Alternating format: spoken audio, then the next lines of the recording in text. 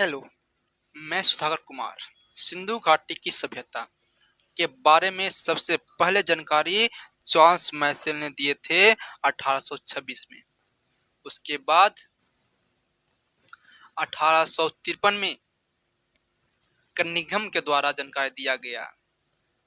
वहीं 1855 से लेकर के 56 के बीच बर्टर बंधुओं ने सिंधु घाटी सभ्यता के बारे में जानकारी दिया, लेकिन पहली बार सिंधु घाटी सभ्यता की खुदाई दयाराम साहनी ने जॉन मॉर्सल के नेतृत्व में करवाया था, जिससे हड़प्पा शहर प्राप्त हुआ। वहीं एक साल बाद 1922 में राखल दास बनर्जी के नेतृत्व में जॉन मॉर्सल के नेतृत्व में राखल दास बनर्जी ने खुदाई करवाए थे, जिससे मोहनजोदड़ो शहर प्राप्त हुआ। दोस्तों, इन दोनों जगहों अर्थात हड़प्पा और मोहनजोदड़ो के बीच करीब 434 किलोमीटर की दूरी थी। सिंधु घाटी सभ्यता में सबसे अच्छी सभ्यता हड़प्पा काल की सभ्यता थी, जिसका समय 2500 बीसी से लेकर के 1700 बीसी तक था। इस समय के स्थल हड़प्पा, मोहनजोदड़ो, लोथर और कालीबंगा थे। हड़प्पा काल के जस्ट पहले का काल पूर्व हड़प्पा काल कहलाता था, जिसका समय 3500 बीसी से लेकर के 2500 बीसी तक रहा। और इस समय के स्थल बनवाली, राखीगढ़ी और कालीबंगा थे। वहीं हड़प्पा काल के बाद के समय उत्तर हड़प्पा काल कहलाया, जिसका समय 1750 बीसी से लेकर के 1200 बीसी तक रहा। और इस समय रंगपुर, रोजदी, भगवानपुर, आलमगीरपुर, हुलास आदि स्थान थे।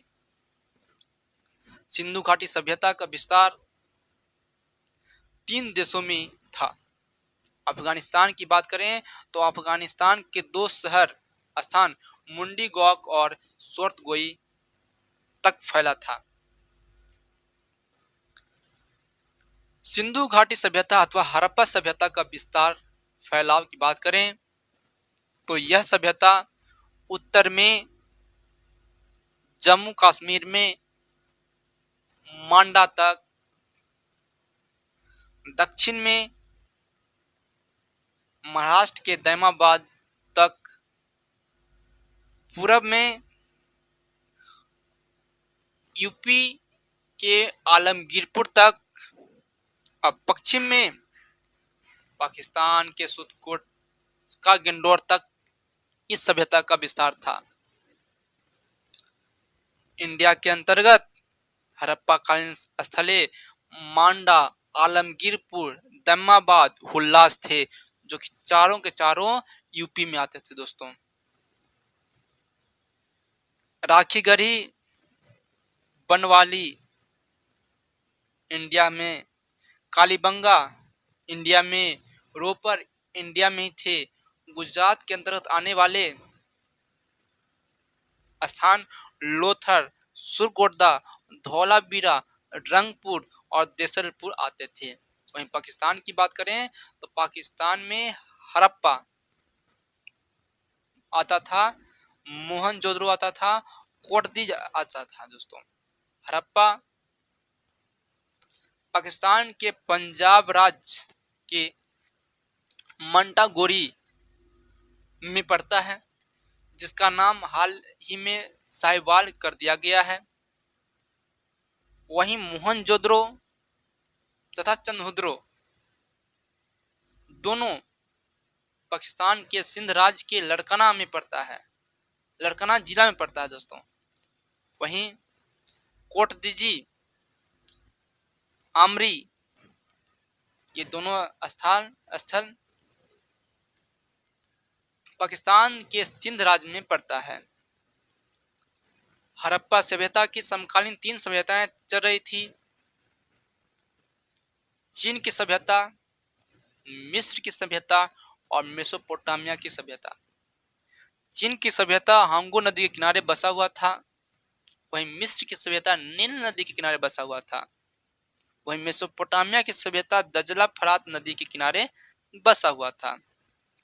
दजला फरात सॉरी मेसोपोटामिया की सभ्यता का अन्य नाम सुमेरियन सभ्यता भी था।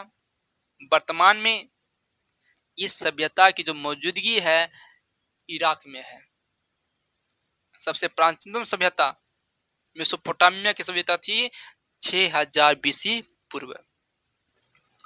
हड़प्पा काल में सामाजिक व्यवस्था की बात करें तो ये काल के समाज 6 वर्गों में विभाजित था। समाज मातृसत्तात्मक हुआ करती थी। लोग सारे जीवन व्यतीत करते थे और शवों को का अंतिम संस्कार किया करते थे 3 तरीकों से: पूर्व समाधिकरण, आंशिक समाधिकरण और दाह संस्कार। दोस्तों, बात करें आर्य लोगों की तो आर्य लोगों का समाज 4 वर्णों में विभाजित था। हड़प्पा काल के लोगों की लिपि भाव चित्रात्मक थी, जिसमें चित्र का प्रयोग हुआ करता था तथा इस लिपि में सबसे अधिक बार प्रयोग मछली का करते थे लोग। इसी समय का एक अभिलेख धौलावीरा से प्राप्त हुआ है, जिसमें 10 भाव चित्र दर्शाए गए हैं। हड़प्पा काल में आर्थिक व्यवस्था की बात करें तो इसके मुख्य व्यवसाय कृषि था, जबकि द्वितीय व्यवसाय व्यापार था। दोस्तों,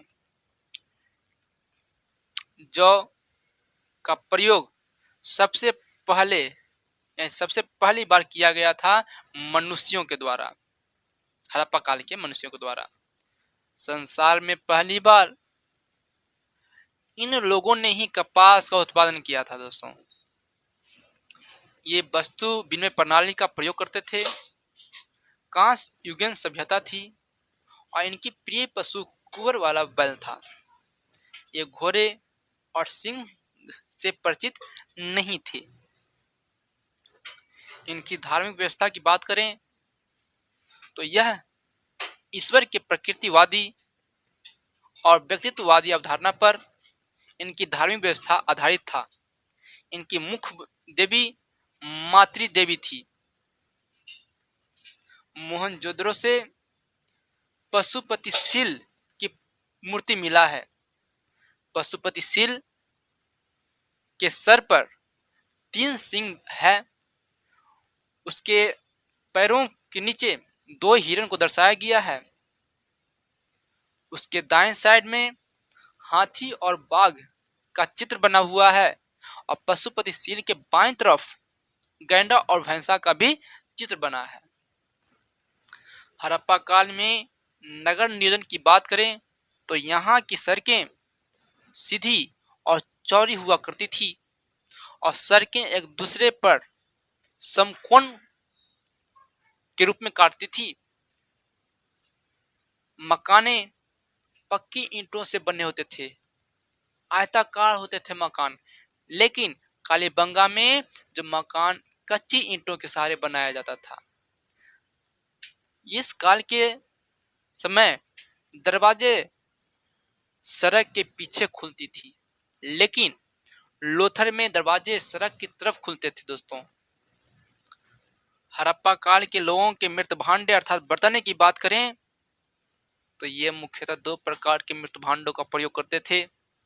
साधारण मृत भांड, जिसमें सिर्फ लाल रंग का ही प्रयोग होता था, तथा दूसरा रंगीन मृत भांड, जिसमें लाल और काला दोनों रंग का प्रयोग होता था। सिंधु सभ्यता के पतन का मुख्य कारण बाढ़ को बताया जाता है, जिसके पक्षधर हैं जॉन मार्शल और एस.आर. राव। हड़प्पा कालीन स्थानों से प्राप्त वस्तुएं मोहनजोदड़ो से नर्तकी के कांस्य प्रतिमा प्राप्त हुआ है। अन्नागार स्नानागार भी यहीं से प्राप्त हुआ है। यहाँ महाविद्यालय भी देखा गया है। यहाँ से 500 मुहरें अर्थात सीलें प्राप्त हुई है। यहाँ स्तूप भी मिला है।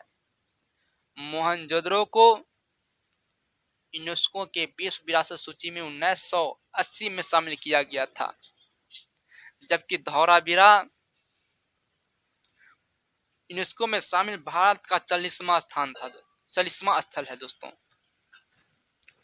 कालीबंगा से जोता हुआ खेत, लकड़ी का हल, कंची ईंटें, अग्निवेदिका, ऊंटों का अवशेष मिला है। लोथल से बात करें तो लोथल से चावल का छिलका, हाथी का साक्ष्य मिला है, माप तोल के उपकरण मिले हैं और जहाज के जो नमूना भी लोथल से प्राप्त हुआ है। स्थलों के उत्खनन की बात करें तो 1921 में हड़प्पा के उत्खनन दयाराम सहनी ने कराए थे। मोहनजोदड़ो 1922 में राखलदास बनर्जी के द्वारा, चन्हुद्रो 1931 में गोपाल मजुमदार के द्वारा, रोपर 1953 में यज्ञदत्त शर्मा के द्वारा, कालीबंगा 1953 में एक घोष के द्वारा, लोथर का उत्खनन 1955 से लेकर के 60 तक एस.आर. राव के द्वारा और धौलावीरा 1991 में आर.एस. बिष्ट के द्वारा। आपको पहले भी बता दिए कि धौलावीरा को विश्व विरासत सूची में शामिल किया गया है और यह भारत का 40वां स्थल है। जय हिंद, जय भारत।